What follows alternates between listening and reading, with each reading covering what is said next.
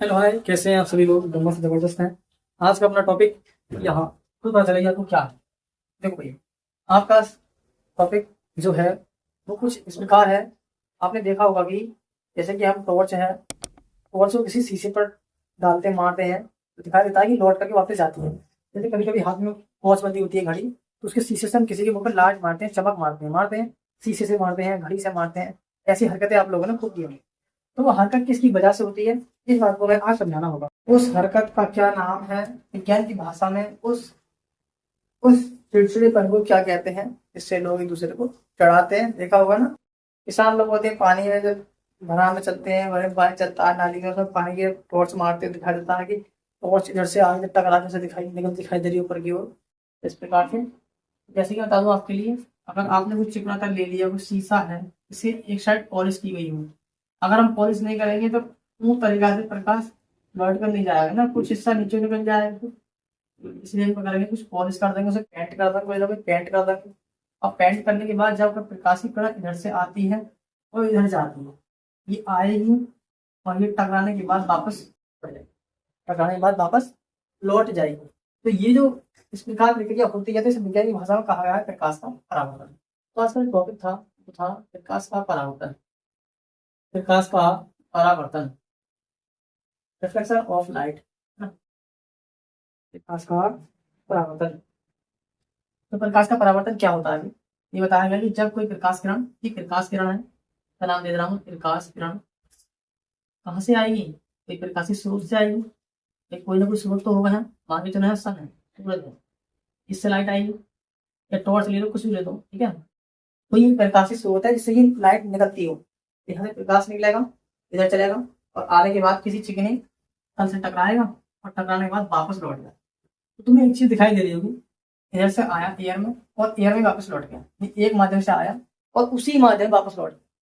तो यहाँ पे देखो एक लंब ड्रॉ कर सकते हैं हम, इसके बीचों बीच कर सकते हैं भाई। ये हमने ड्रॉ कर लिया अभिलंब, जिस बिंदु पर ये आगे टकराई थी वहां पे हमने अभिलंब ड्रॉ कर दिया, ये बन गया अभिलंब, इसका नाम दे रहा हूँ अभिलंब।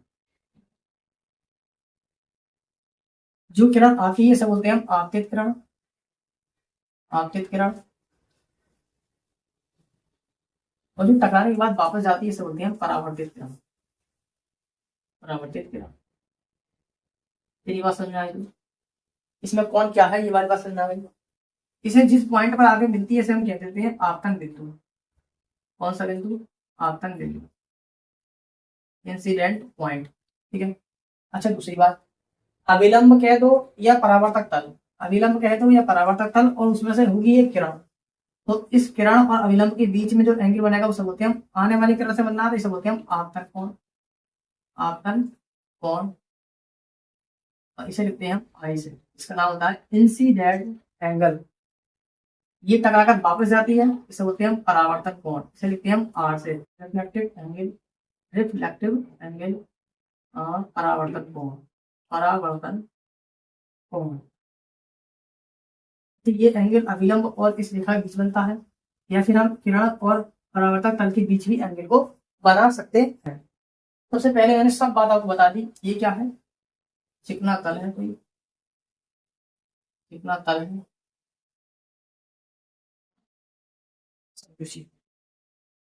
अगर परिभाषा बनाना चाहते हैं तो क्या होती है कि जब कोई प्रकाश किरण एक माध्यम से आती है किसी चिकने तल से या चिकने या पॉलिशदार तल से टकराकर, टकराई टकराकर उसी माध्यम वापस चली जाती है जिस माध्यम से वह आती है, यह घटना प्रकाश का परावर्तन कहलाती है। जिससे जिस माध्यम से प्रकाश किरण आ रही है उसी माध्यम वापस लौट जा रही है, ये घटना हमारी प्रकाश का परावर्तन कहलाती। समझ गए इतनी बात। इसका नाम रख दिया आपतित किरण, आने वाली को आपतित, जाने वाली को परावर्तित, आने वाले एंगल को आपतन कोण, जाने वाले को परावर्तित।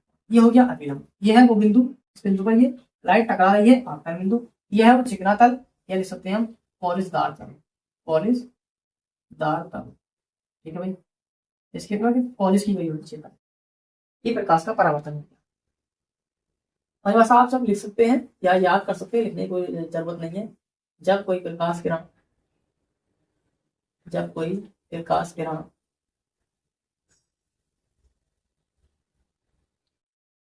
किसी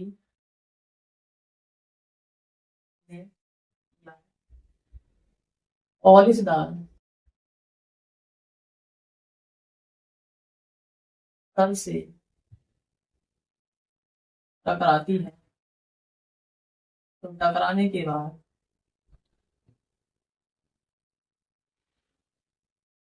टकराने के बाद उसी माध्यम में वापस चली जाती है जिस माध्यम से वह आती है।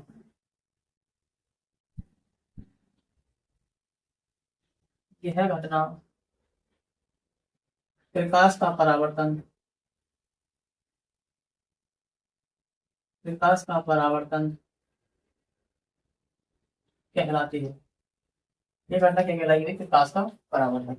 ये सब प्रक्रिया जो होती है कि प्रकाश के माध्यम से आई अलग माध्यम से चली गई, ये जो प्रक्रिया है, ये जो घटना है, ये सब काम जो हो रहा है, ये सब कहलाता है प्रकाश का परावर्तन। ठीक है भाई। अच्छा, हम आप आपसे पूछना चाह रहे हैं, कमेंट बॉक्स में आप फटाफट बताएंगे, कमेंट बताएंगे आप प्रकाश की चाल कितनी होती है।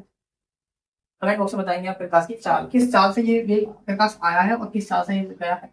दोनों चालें बताओ हमें, किस चाल से ये प्रकाश आया है और किस चाल से ये वापस चला गया। ठीक है, कमेंट बॉक्स में इसका आंसर बराबर से अभी लिखो। चलिए आगे समझते हैं प्रकाश के गुण या परावर्तन के गुण। प्रकाश के परावर्तन के गुण, परावर्तन के गुण,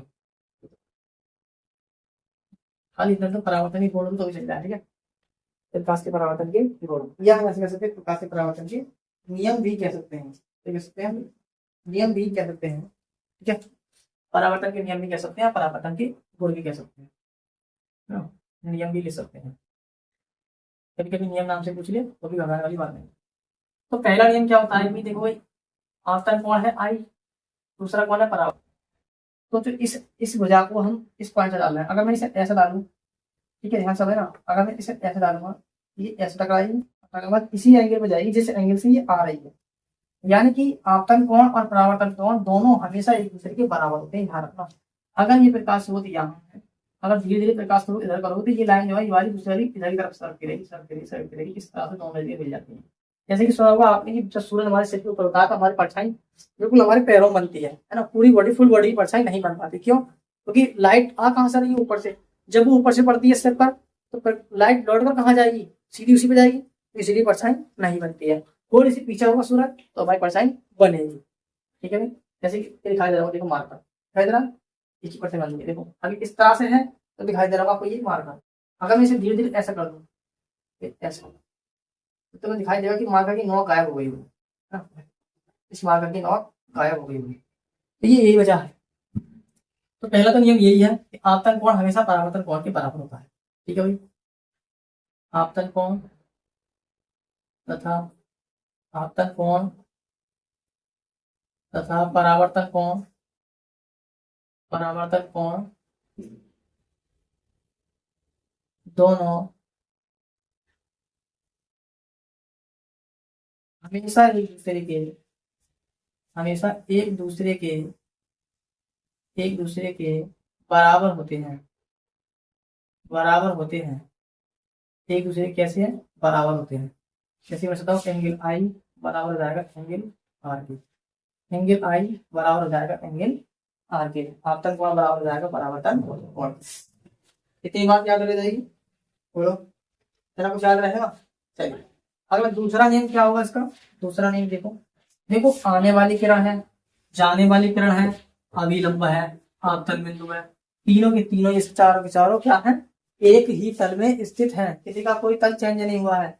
इसमें ये सकते हैं कि आपतित किरण, आपतित किरण, आपतित किरण, परावर्तित किरण, परावर्तित किरण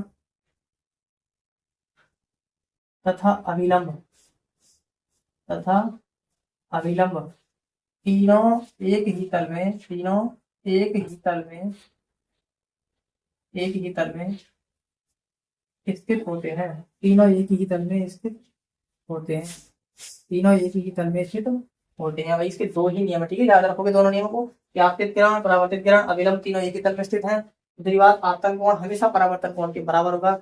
जैसे कि एंगल मैंने मान लिया, आपतन कोण का एग्जाम्पल मैंने मान लिया 30 डिग्री का होगा, तो मैं सीधा सीधा कह सकता हूँ ये भी 30 डिग्री का ही होगा, इसमें कोई विचार करने वाली बात नहीं। इसमें कोई विचार करने वाली बात नहीं है। तो प्रकाश के परावर्तन देखो, अब दूसरी बात समझा दूं, प्रकाश का परावर्तन हमें कहाँ कहाँ देखने को मिलेगा अभी। और हम फेस देखते हैं, मुंह देखते हैं, शीशे सामने खड़े होकर तभी प्रकाश का परावर्तन दिखता है ना। तो वहाँ पे एक चीज आती है कि वहाँ पे जो है दर्पण नाम का शब्द आता है। वो उस जिसमें हम फेस देखते हैं उसे कहते हैं दर्पण, इंग्लिश में कहते हैं मिरर। ठीक है, मिरर। तो मिरर कहते हैं दर्पण। दर्पण के सामने खड़े होकर क्या हम फेस देखते हैं। तो प्रकाश का परावर्तन उस दर्पण पर हो रहा है। तो हम अगले टॉपिक, अगली वीडियो के अंदर इस दर्पण के बारे में पढ़ेंगे। दर्पण क्या होता है, दर्पण कितने प्रकार के होते हैं, दर्पण की परिभाषा। ठीक है, उससे हम यही बना सकेंगे इमेज के बारे में, चित्र कहाँ बनेगा, कैसा बनेगा, ये दर्पण वाले टॉपिक के अंदर हम ही पढ़ने वाले हैं। ठीक है, आइए। तो ये वीडियो देखने के लिए बहुत बहुत धन्यवाद। Thank you.